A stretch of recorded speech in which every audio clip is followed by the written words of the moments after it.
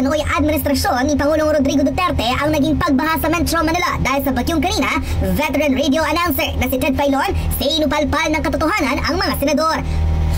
Na pera na para sana sa DPWH at Flood Control Project, ibinulsa lamang ng mga politiko. Ito ang matinding revelasyon ng well-known news presenter na si Ted Filon matapos mag-viral ang di umano'y linya ni Joel Villanueva at Mig Zubiri na reclamation pamor na tila pinatutuguyan di umano ang naging rehabilitation project ng Duterte administration sa naghihinga ng Manila Bay. Sa kanilang naging pahayag, tila sinabi ni Mig Zubiri at ng ilan pa sa mga mambabatas na nasaan raw ang pondo na nooy dapat nakalaan sa paggawa ng flood control project sa ilang parte ng Metro Manila. Ibinulgar ngayon ni Ted Filon na bakit hahanapin ito sa taong bayan ang pera na mismo ang mga mamamayan ang nagbibigay through their taxes. Gayong ang mga senador at kongresista ang siyang nagpapasa nito at di umano'y nagbubulsa ng bilyones na pondo. Huwag raw sisihin ang ilang mga naging projects ng Duterte administration katulad ng Manila Bay na noong mga nakaraang administrasyon ay halos mamatay na at wala nang makitang ganda. Noong panahon raw ng dating Pangulong si Digong, pito lamang nabigyan ng pagkakataon ang nasabing yamang dagat sa Metro Manila na may balik kahit papaano ang ganda ng nasabing isla. Narito ang buong detalye ng balita kung saan kinumpirma ng batikang news presenter na si Ted Filon na mananagot ang mga nasa likod ng manumalyang flood control project na tila ayon mismo sa mga kongresista na wawala raw ang pondo. Ngunit ngayon, tila nabuking na mahigit sa 1 bilyong pisong pondo pala kada araw ang naka-allocate sa nasabing proyekto na ngayon hindi napakinabangan ng maraming Pilipino. Panoorin ang full video. Alis na dahil po na sa kawalan ng National Land Use Act, ang mga kabayanan po dito sa Rizal, yun na po yan. So hindi na po mawawala itong baha na ito. Wala pong flood eradication project. Ano ito? Flood control na lang ho, di ho ba? So pera pinag-uusapan natin. Dito pong nagdaang taon mga kapatid, ha? Opo. Ang pera pong inilaan para po naman sa flood control project for Metro Manila alone ay 147.5 billion. Last year yon. Kaya nga ang tanong din natin, yung nga, saan napunta yung pera? Last year, 183 billion. Hindi pa kasama dyan mga kapatid, yung pong mga proyekto na nakalaan po for Metro Manila Development Authority alone. Kagaya po ng 541 million na binigay po ng World Bank at Asian Development Infrastructure Investment Bank para po sa MMDA. Pag pinagsama-sama po natin ng lahat ng ito, trilyon na po ito eh. Diba? So tama naman, diba baby girl? Hanapin po natin saan napunta yung pera. Oo. Pero ngayon nagtatanong kayo, kapag nawala yung baha, bibigyan nyo na naman ng pera. Sino ba nagbibigay ng pera dito? Eh di Kongreso. Hinahanap mo saan napunta yung pera.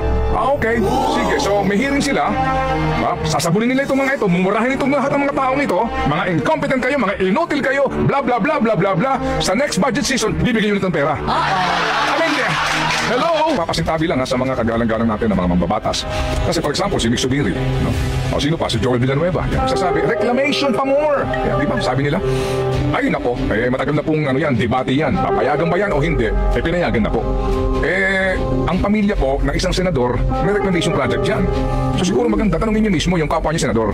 Oy, senador, reclamation ka pa mo? Malayo pa sila. Ay, ganon? Yes, ma'am. Di po ba? Magpakatotoo po tayo sa isyong ito. Ano ba problema dito? Di ba? Sa isyong ito. Ano ba? Oh, ano ba ang problema? Kawalan ng plano? Mukhang hindi kasi may master plan na po. Mga kapatid, pag pinag-usapan po natin dito ang master plan, ang master plan na po ito, pinondohan pa po ito kasama mga kaibigan ha. Okay, dahil po sa pinsalang iniwan ni Ondoy at ni Pepeng noon, ang ating pong pambansang pamahalaan sa tulong po ng World Bank gumawa ng Metro Manila Flood Management Master Plan. Itong master plan na ito ay patutupad sa loob ng 25 taon. Ito yung blueprint o detalyadong gabay para tugunan ang problema ng baha sa Metro Manila at karatig lugar. As a matter of fact, nagkaroon pa po ng National Economic and Development Authority Master Plan Approval mismo dito po sa sinasabi po na ginastusan na study. Nagkaroon din po ng Flood Summit mismo sa Kamara de Representante. Kapag pinag-usapan natin ang plano, may master plan na. Pera, pondo, yung ba ang kulang? Hindi. Dahil, mga kapatid, sa record mismo. At sino ba nag-a-aproba nito? Hahanapin nyo yung pera, pero kayo nag-a-aproba, di ba? Sa pagbibigay ng pera. Ang SISTI nga kasi, wala pong accountability na nangyayari. Hindi po ba? Ngayon po, focus na naman po wala muna ngayong pogo. Wala munang alis go ngayon. Dito tayo nakafocus sa baha. Ngayon, ang araw, isang buwan, malilimutan po na naman ito. Hahanapin mo na naman si Alice Goo. Hindi ba? Ganito po at ganito tayo lagi sa bayan na ito eh. Nakakainis na, di ba? Nakakapagod na. Pero anong gagawin natin? Pwede bang mag-leave muna bilang Pilipino? Ay, kung masyado matagal. Nakakainis na, di ba? Ay, sinabi ko nga sa iyo, mga kapatid, nung pong unang panahon ng aming segment sa Hoy Gising, kasama si Corina at maging si Chris Aquino. Kasama namin si Chris Jan. Tapos naging si Ruth Abaw. And then si Jel Rilos. Ayan, Hoy Gising. BLT. BLT. Basura, lubak. Okay. Basura, lubak, tubig. Ayun, yun eh. Kasama ho. Noong pa po pinag-uusapan yan eh. Yung issue niyan eh. Itong baha din po, mga kapatid. Sino pa presidente noon? Si Cory Aquino. Mga kapatid, ito po pag-usapan natin ng pera. So meron ka ng master plan. Wala ka ng problema doon. Ang bayan gumasta na po ng master plan. May gastos yan eh. May pag-aaral yan eh. Pera. Okay. Magkano ho ba ang pera na nailaan na so far dito nga po sa mga flood control projects na ito? For last year, mga kapatid, ang binabanggit nila dyan, 2024 budget, magkano? 2024 budget, 450 billion pesos. Okay, that's for nationwide. Walang detalye dyan kung magkano po ang for NCR. Ang sabi po ni Ginoong Bunuan, ang flood control projects ay sa Metro Manila. Pero huwag tayo mag-ambisyon na mawawala ang baha. Hindi po. It's a given. Okay? It's a given dahil po sa una, mga kapatid, ang ilang mga bayan sa Metro Manila lubog na. Tumataas po ang tubig sa dagat, lubog na po ang ilang mga bayan, at talaga po may mga bayan, Navotas, Malabon, yan ho yan. Yan Malolos na yan, Hagonoy na yan. Opo, hindi na po yan makakaahon sa baha. Ang pinag-uusapan lang po dito ay yung po hindi na ho pagtaas pa ng tubig. O kaya po naman mabawas-bawasan lang po. At hindi na rin po maiaalis na dahil po din sa kawalan ng National Land Use Act, ang mga kabayanan po dito ho sa Rizal, yun na po yan. So hindi na po mawawala itong baha na ito. Wala pong flood eradication project. Ano ito? Flood control na lang ho, di ho ba? So pera pinag-uusapan natin. Dito pong nagdaang taon, mga kapatid, Opo, ang pera pong inilaan para po naman sa flood control project for Metro Manila alone ay 147.5 billion. Last year yun. Kaya nga ang tanong din natin, yung nga, saan napunta yung pera? Okay. Isa-isahin ko lang po ito, mabilis lang. Babalikan ko lang po yung 2016 at 2017 hanggang sa last year na budget for flood control management program ng DPWH, particularly po dito nga sa area po ng NCR. Okay. For 2016 and 2017, 131.9 billion.